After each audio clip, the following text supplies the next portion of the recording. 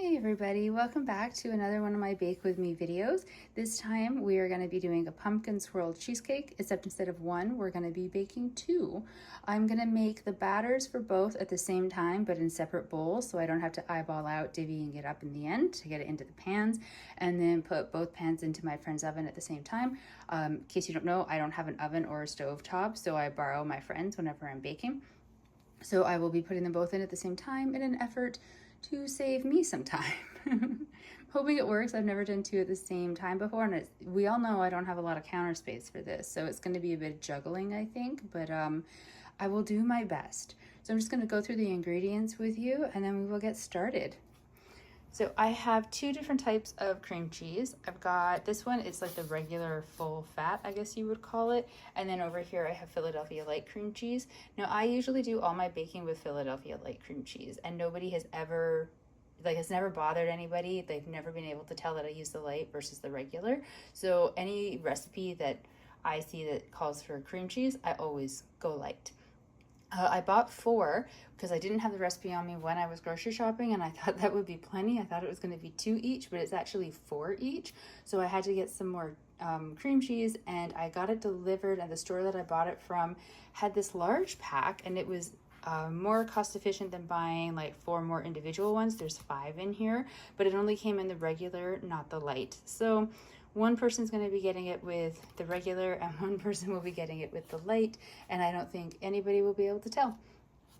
For seasoning, you're going to need ground cinnamon, nutmeg, and cloves. You need pumpkin puree, of course. Per cheesecake, you need 4 eggs, so I have 8 out. You're going to need sugar. Now the recipe calls for making the crust out of ginger snaps and pecans that are being ground up, but I did this cheesecake once years ago, and the notes that I had left myself from when I made it clearly said that that crust wasn't really all that great. Like, it didn't add anything to it, so I wasn't really, clearly I wasn't sold on it, and I thought if I didn't really love it back then, why put the extra cost out now for the ginger snaps and the pecans when food and just items in general are so expensive? So I'm gonna make the crust just a regular cheesecake crust from graham crumbs. There's a recipe on the back of the bag. Let me see. There we go. For how to make the crust, and I did buy a second bag because I couldn't remember how much was in my already opened bag, but it's one of those items that if I have, like, if I use up all the one in the yellow bag and I don't even open the blue bag yet, I will eventually, so it's fine. And then I have butter. So one recipe is a 1/4 cup of butter, so I have a 1/2 cup there, and some vanilla. So I'll just go over the recipe with you really quickly. So just keep in mind this is for 1, but I'm doing 2. Oh, that's gonna be a shadow. Okay, maybe hold you up. Okay, so there. So your ginger snaps and your pecans and your butter are going to be making your crust. Then you need 4 8-ounce packages of the cream cheese softened, 1 cup of sugar, 1 teaspoon of vanilla, 4 eggs, 1 cup of canned pumpkin, 1 teaspoon of ground cinnamon, 1/4 teaspoon ground nutmeg, and a dash of ground cloves. Yes, so so we'll go through the recipe together. I can't film while doing things because my space is very tiny and it doesn't really work very well. I try, and I'll try a little bit again, but usually I'm just going to be bringing you back when I'm at different stages and explaining to you what I've just done or what I'm about to do. So this is just the very, very beginning with the ingredients. I am going to leave them sitting for a couple minutes or so while I drink a cup of tea, just because I want the cream cheese to come up to a little bit closer to room temperature, because the light cream cheese I just pulled out of my fridge and this cream cheese just got delivered. So I will open the box and take the one package I'm not going to be using and put it in the fridge, and then the rest I'm just going to let it sit out for a bit. And same thing, honestly, with this, the butter could use some time to soften, and the eggs to cut a little bit closer to room temperature. I usually bake with cold eggs. I'm not that person who's like, it must be room temperature, but since I'm bringing the cream cheese up a little bit closer to room temperature, I might as well let the eggs do the same thing, kind of have them all matching, right? So there we go, our ingredients. Let's start the fun. Okay, so a really quick update. I thought that this box was filled with individual packages of cream cheese. It's actually filled with a large block of cream cheese. I did not know this was a thing. So I'm going to pull out my kitchen scale and measure out the equivalent of 4 8-ounce packages, and then put whatever I don't use, like I'll seal it up really well and put that in the fridge, and what I've measured out I will leave out to soften. So both of the crusts are made. They're slightly different colors because I didn't notice that the yellow bag of crumbs was a honey graham and the blue bag is just graham. So I guess that means something. The yellow bag, sorry, I've already thrown it out, gave me this crust. It's a little bit of like a darker color, I guess more honey-ish. And the instructions were 1.5 cups of the crumbs to 1/4 cup of melted butter and just mix it all together. It needed a little bit more butter. The consistency wasn't right. Otherwise, it was great. This one is the Compliments brand, so just the graham crumbs. And these instructions were different. It was 1 cup of the crumbs, 1 tablespoon of sugar, and 1/4 cup of butter melted, and you mix it all together. So I did 1 1/4 cups because I needed the same size crust. I did add in the sugar because I thought that's probably compensating for the fact they're not honey graham crumbs, and it used, I'm not gonna lie, I didn't actually measure the butter completely. I had some little like remnants, like leftover cubes, and because I know what the crust should be like texture wise, I kind of melted them all up and just kept adding them until I got it there. Weirdly enough though, so this pan I just bought and this one I've had forever and a day. They are both 9-inch springform pans.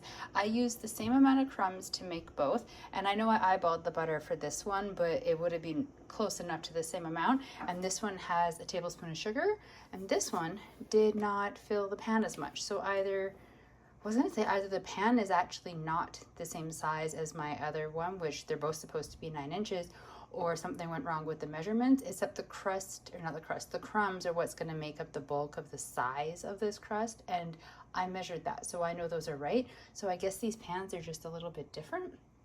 I don't know, but I guess like this one will have a slightly thicker crust and this one a slightly thinner one because I had to stretch over a wider distance, and I'm sure they will both be fine.